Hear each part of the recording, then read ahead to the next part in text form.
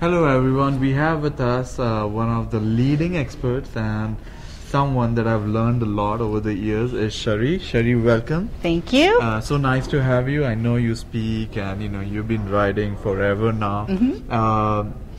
But you focus on something which is still after 10 years or 15 years is still being overlooked, and that is information architecture. Absolutely. Does it hurt you to see that?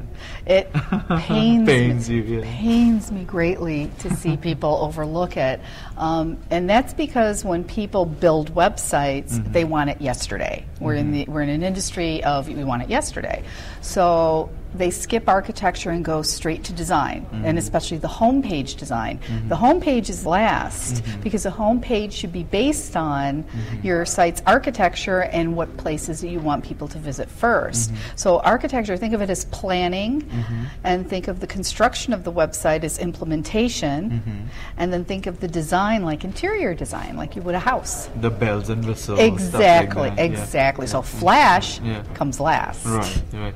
But why is it like people are still making the mistakes from a design point of view, where they are not thinking of architecture?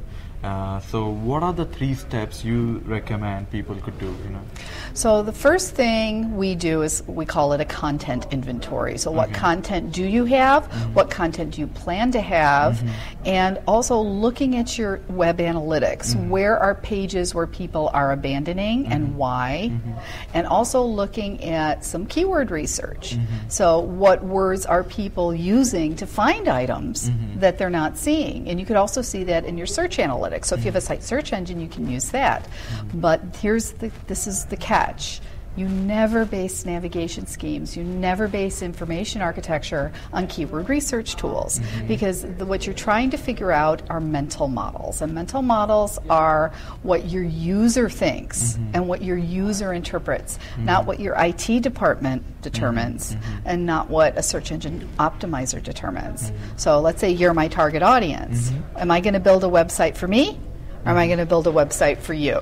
Yeah, I would think me. Right? Exactly. So an information architect, a professional information architect, will always think about that. I'm going to build a design for you and accomplish business goals. Yeah, but the counter argument that I've seen people make it is, okay, you have keywords which give you the intent, right?